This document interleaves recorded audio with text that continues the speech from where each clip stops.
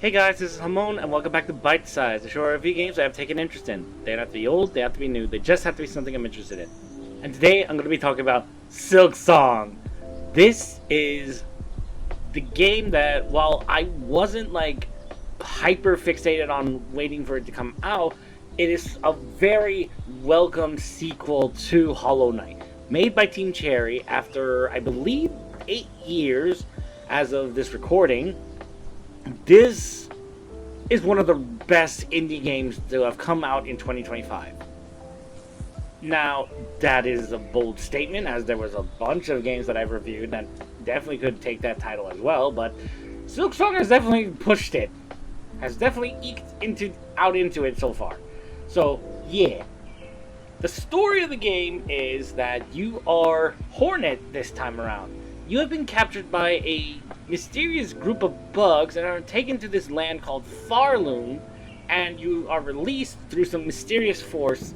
Now you decided, after figuring out where on Earth they were planning to take you, to go to the Citadel to figure out what the heck's going on, why they wanted to take you there in the first place, while meeting several bugs and facing many dangerous foes in a very strange land.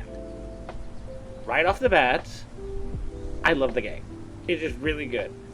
It has definitely improved from its predecessor, Hollow Knight, which I actually did a Let's Play of back in the day, and you can actually see it here if you wanted to. Click on the little icon and you can see the gameplays there. I even made the nicest thumbnails I've ever done and all that.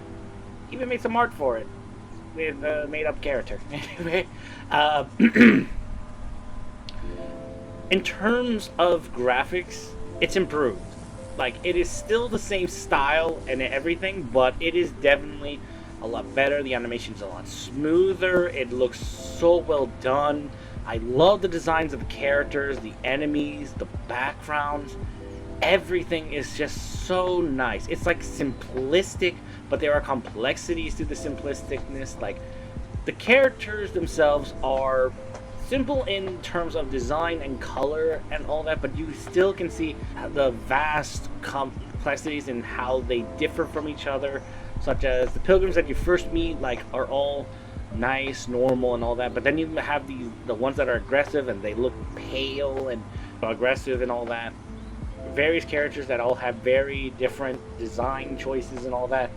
Some of them probably based off various cultures and all that, and some of them even have voices in this. Two of which in particular have singing voices, because the first one you meet is this little bug, Germa, and she keeps singing this little cute song every time you run into her, and she's just ringing her little bell as she does it. Then you meet another one. Unfortunately, I do not know her name, but I can only assume she's from an Eastern temple type of situation, because she has this singing voice that makes me think of those, like I said, Eastern temples where they have the gongs and those big cups that they rub with a mallet and such. Various different instruments that you would find in those places. And her voice just feels like it belongs in that kind of environment. So that I can only assume that that's partially what her inspiration is for her design and all that. Because she also attacked with rings. And the only thing I know about the ring thing is that there was a Marvel character that did that. And he's from the Eastern countries. So, not entirely sure how much to make of it. But I can only assume she's based off of the temple situation, for the most part. Everything else, beautifully done. Like I said, the enemies are very interesting, vastly different they are from Hollow Knight. Over there you have this medieval type of look for a lot of it.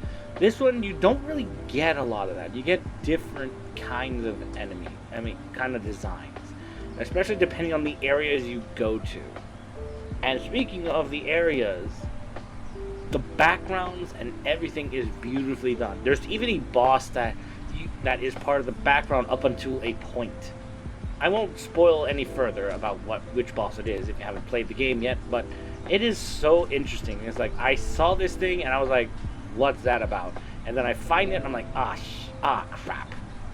It was beautifully done. I love it. I just enjoyed the entire game in terms of design wise. It is so beautiful. I love it.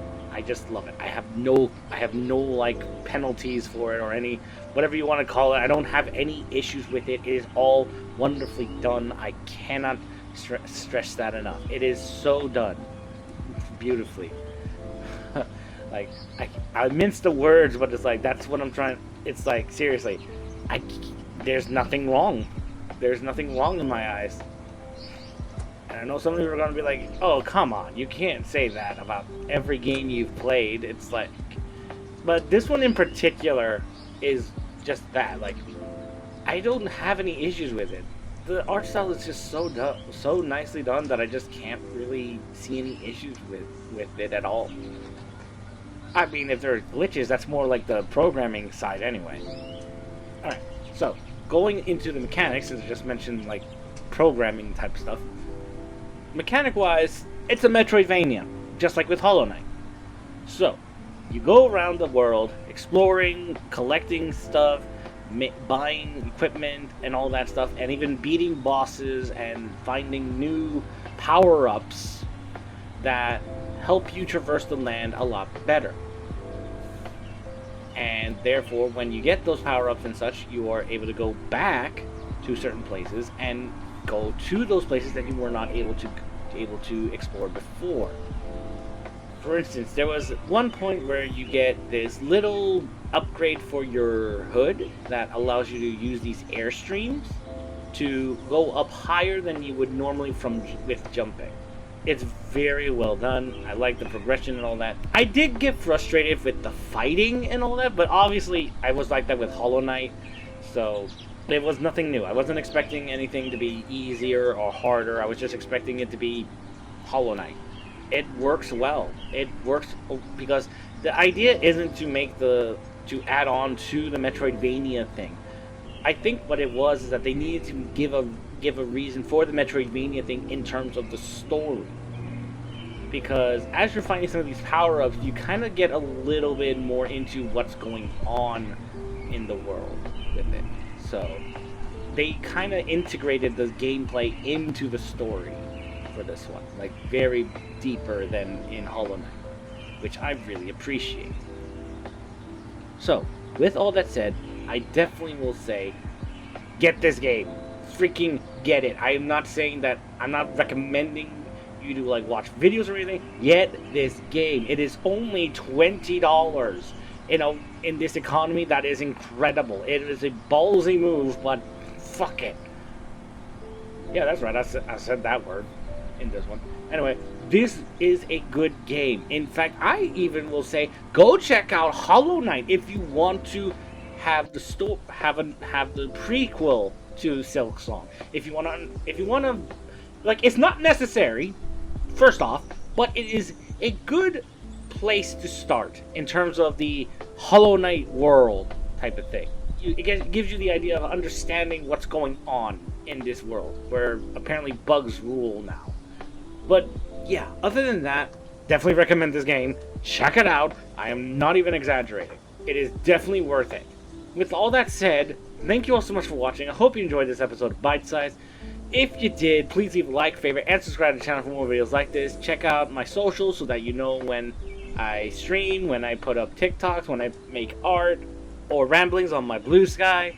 But other than that, once again, thanks for watching. I hope you enjoyed it, and I will see you next time. Bye!